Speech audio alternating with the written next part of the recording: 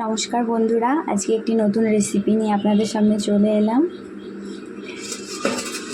নিরামিষ পাঁচ তরকারি। দেখুন বন্ধুরা, আমি এখানে বিভিন্ন রকমের সবজি কেটে নিয়েছি। আপনারা আপনাদের পছন্দ মতো সবজি এখানে নিয়ে নিতে পারেন। আর নিয়েছি আদা, জিরে, কাঁচা লঙ্কা বাটা, আর ফোড়নে দেওয়ার জন্য 5 ফোড়ন আর শুকনো লঙ্কা। চলুন বন্ধুরা, রান্নাটি করে নিই, দেখতে থাকুন। আমি কড়াইটি গরম করে পরিমাণ মতো তেল দিয়ে দেব। এবার ফোড়নে 5 ফোড়ন শুকনো লঙ্কা দিয়ে দেব। ভালোভাবে নেড়ে চেড়ে সবজিগুলো সব দিয়ে দেব।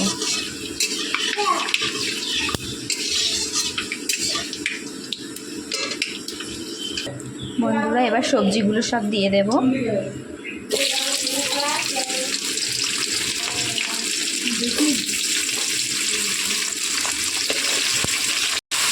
বন্ধুরা, সবজিটাকে ভালোভাবে নেড়ে চেড়ে ভেজে নিতে হবে। আমি এখানে পরিমাণ মতো হলুদ,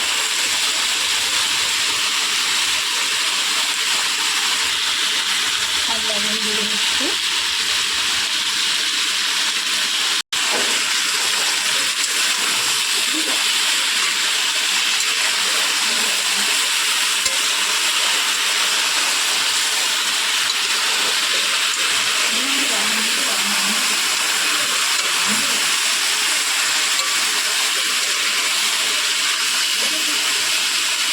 বন্ধুরা, আমি এখানে 5-10 মিনিট সবজিটাকে নেড়ে চেড়ে নিয়েছি।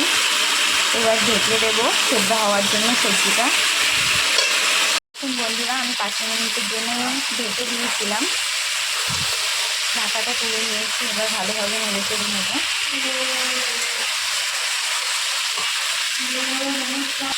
বন্ধুরা, এবার আমি বেটে রাখা মশলাটা দিয়ে দেবো। দিয়ে ভালো করে সবজিটা কষিয়ে নেব।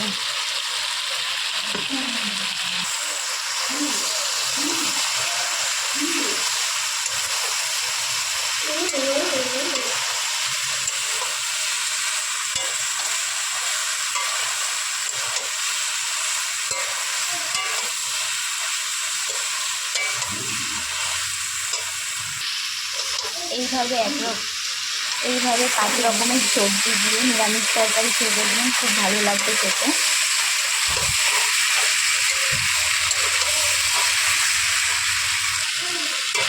এভাবে নেড়ে চেড়ে 5-10 মিনিট ভালোভাবে কষিয়ে নেব। কষানো হয়ে গেলে তারপর জল দিয়ে দেবো। দেখুন বন্ধুরা, আমার কষানো প্রায় হয়ে এসেছে। আমি চিনি দিয়ে দেবো।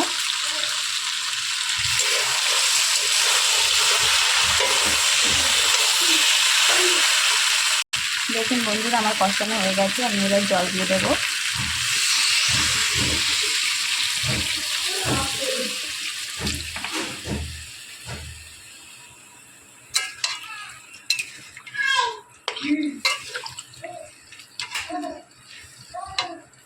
দেখুন বন্ধুরা, আমি এবার একটু ঢেকে দেবো 5-10 মিনিটের জন্য।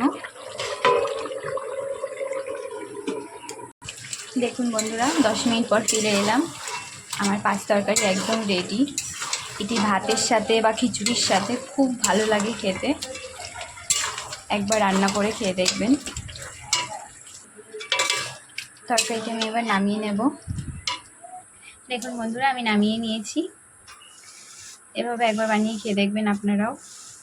আশা করছি খুব ভালো লাগবে।